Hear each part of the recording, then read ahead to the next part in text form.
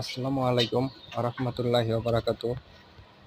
Guys, সবাই কেমন আছেন? আশা করি ভালো আছেন। আমিও আল্লাহর রহমতে খুব ভালো আছি। আজকে আপনাদেরকে আমার ঘাসের জমি দেখাইতে নিয়ে যাইতেছি। সবাই দোয়া করবেন। আর আমার ঘাসের জমিগুলা আপনাদেরকে সাথে শেয়ার করবো। আমার ঘাসের জমিতে যাইতে হইলে কোনো গাড়ি দিয়ে যাওয়া যায় না। পায়ে হাঁটার রাস্তা, হাইটেই যাইতে হয় অনেক দূরে। দূর থেকে মাথায় বোঝা করে নিয়ে আসতে হয়।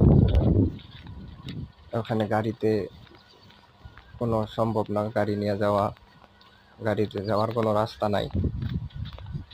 তাই মাথায় করে নিয়ে আসতে হয় ঘাস। অনেক দূর থেকে অনেক কষ্ট করে ঘাস নিয়ে আসতে হয়। বাড়ির আশেপাশে কোনো ঘাসের জমি নাই, বাসা থেকে অনেকটা দূরে ঘাসের জমি।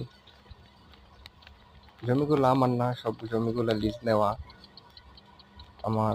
আজকে আপনাদেরকে যে জমিতে নিয়ে যেতেছি ঘাসের, ওখানে আমার প্রায় 13 বিঘা জমি আছে ঘাসের। 13 বিঘা জমিতে ঘাস রাখছি, ঘাসের বীজ লাগাইছিলাম 13 বিঘা জমিতে। ওগুলো সব অন্য লোকের জমি, আমার লিজ নেওয়া। আরো জমি আছে আমার, টোটাল 40 বিঘা জমিতে ঘাস লাগানো আছে। অন্যগুলা নেপিয়ার ঘাস।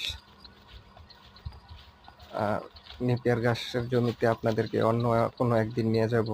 আজকে নিয়ে আসছি যেই ঘাস, এখানে আছে 13 বিঘা জমি। আপনারা আমার জন্য সবাই দোয়া করবেন।